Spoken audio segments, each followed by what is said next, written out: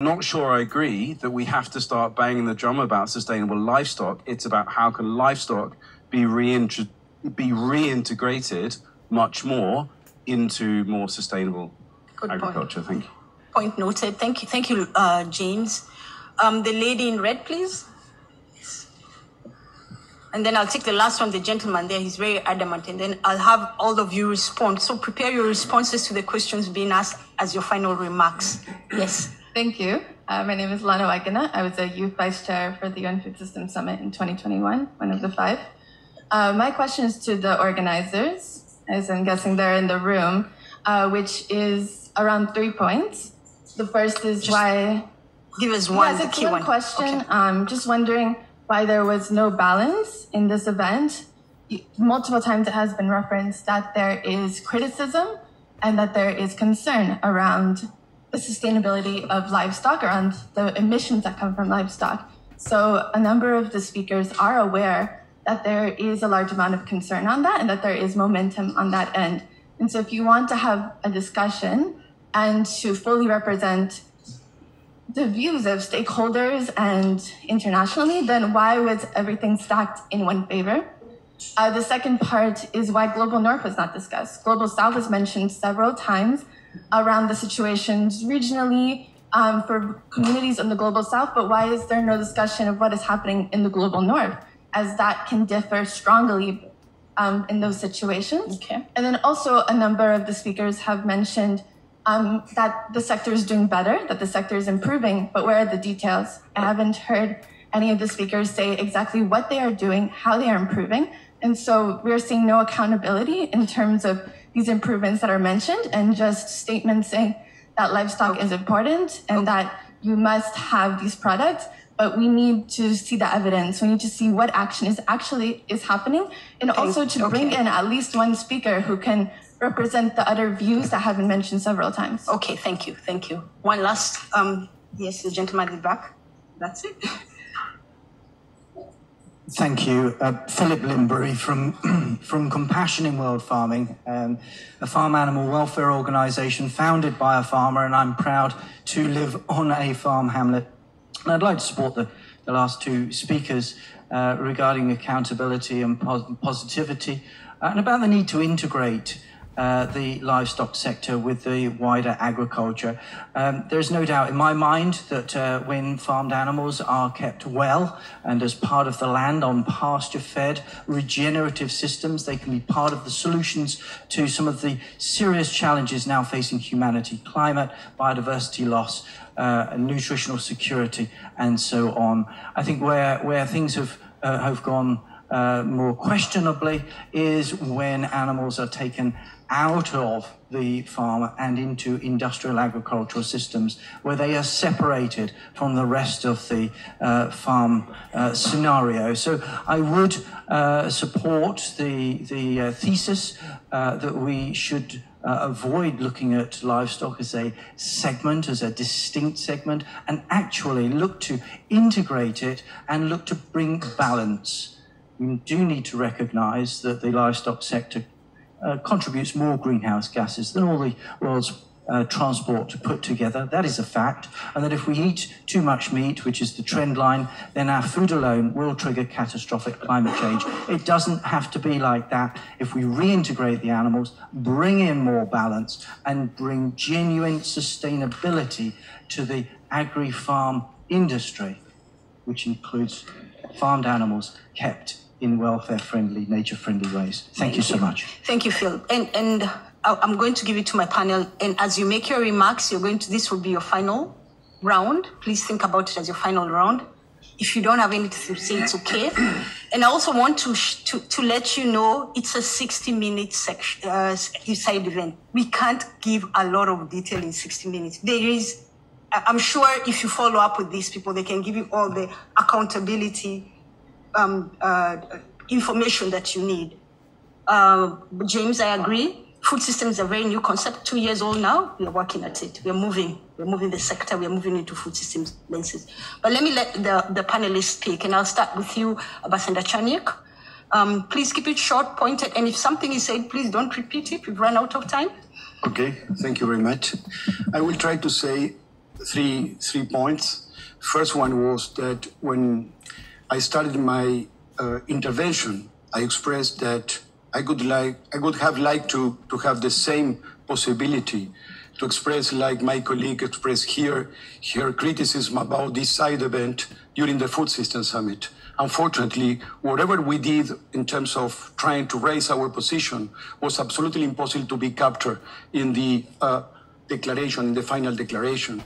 And you know, it's interesting to see the tracks and to see who manage many of those tracks, NGOs with a particular ideological perspective. And this is something that it was very important to remember in order, because I didn't receive this kind of criticism from your side at that moment at the Food System Summit. So this is one issue.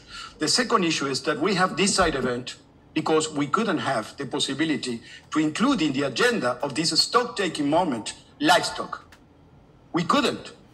If the stock-taking moment could have captured this issue to discuss in a balanced way, of course, we wouldn't need to have this side event in 1 hour to try to be and contain all our ideas and suggestions that, of course, it's impossible to include it in only 1 hour. So I would like to finish saying that in the subcommittee on livestock, that all regions and all members from every country are represented. And we have a MAPO, and we discuss an agenda that all these issues that also you mentioned here are absolutely in the agenda. So we are discussing from a science-based approach, and we are trying to provide inputs to FAO in order that FAO can put in practice, because the subcommittee is not an implementation agency. It's only a structure to have conversations with private sector, with NGOs, with experts, and with the academia, and all these conversations are being transformed in inputs to FAO. Thank you very much. Ambassador Chenier, can I come here to Can I come to Ambassador Abielo, please go on. Yes, very quickly, James. The very first thing that I said was precisely that the steering committee that I chair on family farming takes into account livestock as well as fisheries and every single aspect of food production. So somehow that was encapsulated there, and I connect that with the so-called lady in red. I'm sorry I missed your name. We have been speaking about developing countries, of course, the global south, but in the steering committee, we are working very closely, again, with the issue of livestock as well as the traditional farming, fisheries, forest services, and so on, with the global north. The North Americans, Switzerland, Nordic countries, and so on are also participating. And but you make very good points that they might as well have been mentioned here. One last point is that, and that refers to the gentleman and all three, that is that this is the UN, and the UN is defined by the Charter. Article 1 says that it is an association of member states that are all sovereign and equal. And we need to take into account every single country. There are countries in the world, because of their size or their specificities, that do not take into account livestock in the same manner as others that are landlocked do not do marine fisheries. But the point is, as we heard from Kenya and Argentina and many others, this is something that we need to take up holistically. And we may all, I for one, oppose such barbaric things like bullfighting, but which I believe should be eliminated from everywhere. But when we talk about livestock and raising cattle and farming and taking fish out of the sea and other bodies of water, that is for food security. And food security is a global goal. So that's that. Thank you.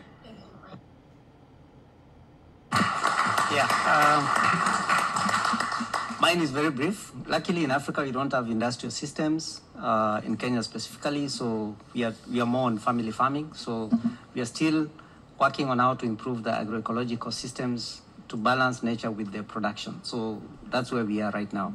What I also wanted to say is that we need to look at livestock. It has been put down for a long time, but the importance of livestock, as the director said, in terms of the nutrients, there are specific segments in our countries that really require livestock nutrients. And for us, it's a food security issue. And I'm very happy with this event that it's highlighting issues about livestock, because then we can bring in the balance between those who are talking about crops being the only sole source of nutrients, and how we can balance it with livestock, or livestock products, which are very critical for our health systems. Thank you, Bernard. I'll take you to Josiane. Do you have something to say? Thank you. As Bernard has said, livestock the importance of livestock is different in different countries. So in our developing countries, like especially for me, Rwanda, we are a landlocked country. Livestock is very essential in terms of providing nutrients, and also in terms of providing fertilizers for our farmers and boosting the economy of our country. So it's a priority. Thank you, Josie. Thank you. Thank you. Thank you. The question. For example, to give us some data, in the last 10 years, the dairy sector reduced the emission intensity of greenhouse gases by 11%, from 2.8 to 2.5 kilograms of CO2 per liter of milk. There is a special publication made by FAO, Climate Change and the global dairy cattle sector, but there are some others about meat, about livestock.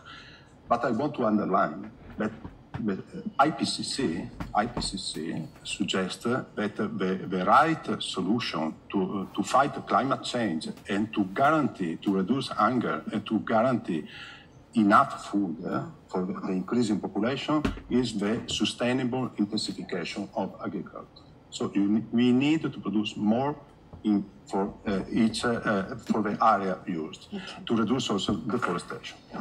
Thank you. Thank you. Dr. Tanawalt, please. Thank you very much.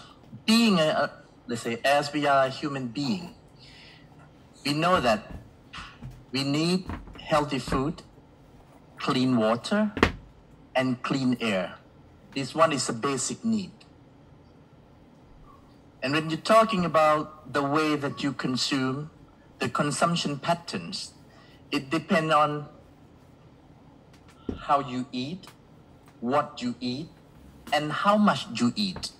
Good afternoon, ladies and gentlemen. When you talk about the global south and global find north, a seat if you when haven't you're talking already. about food, We're about to start with the you're food talking systems about for shared accessibility, prosperity, affordability, achieving equitable, and inclusive, availability. and sustainable economic prosperity Because in if you are agri-food here in systems Rome, and rural development. you can get everything what you want. But if you go to Mali, if you go to Bhutan, then I have to walk from one village to another village, spend half day. In Nepal, only rain-fed rice that they can have just only 1 year only. And that's why we need to be aware of all the issues around food system, including livestock is a part of food system and agri-food system. We need to talk about balancings and rebalancings to make sure that we need to be realistic.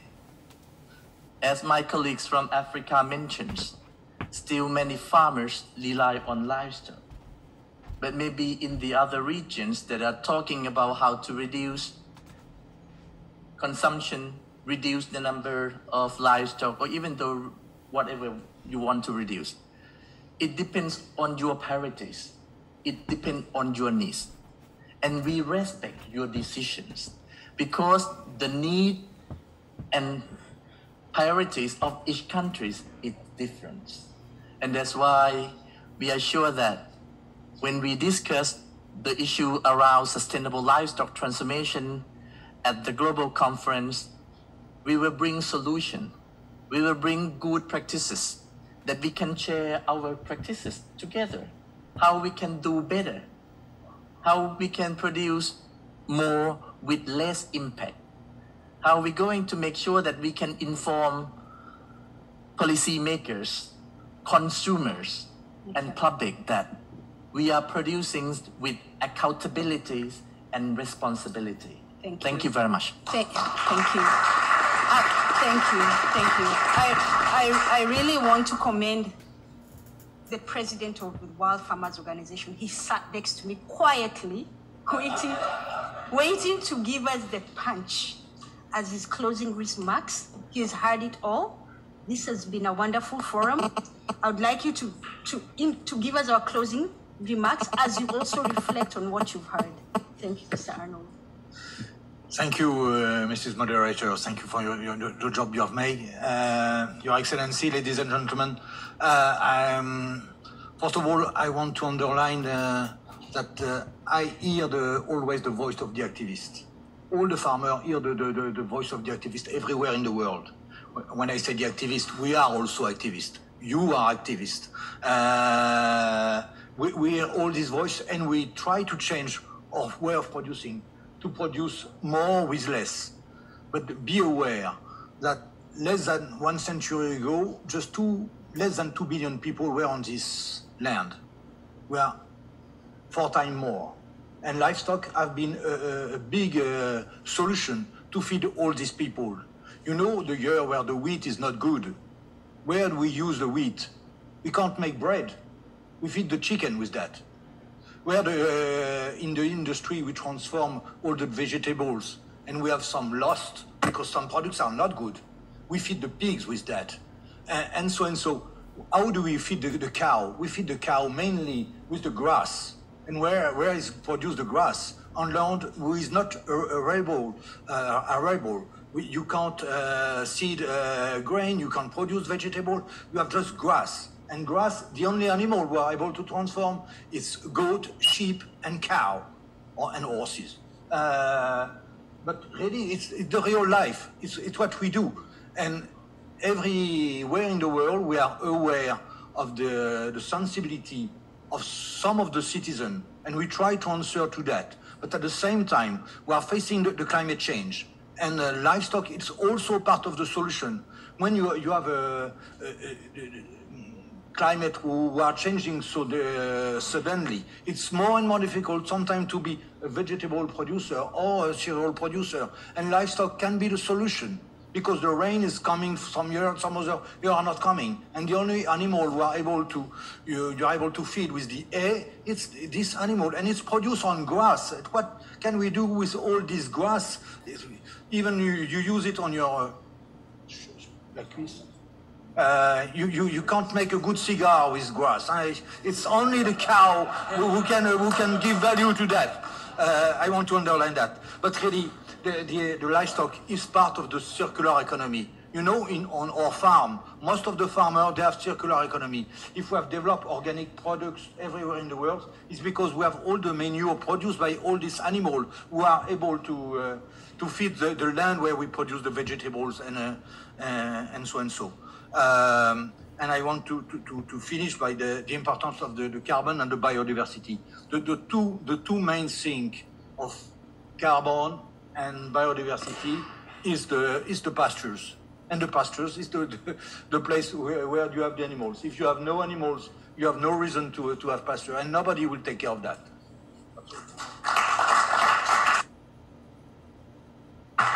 Thank you, everyone, and thank you to the participants. Keep pushing us, keep challenging us. This is not it's not easy.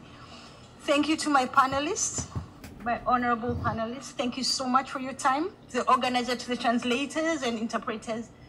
Thank you, everyone, and have a good afternoon.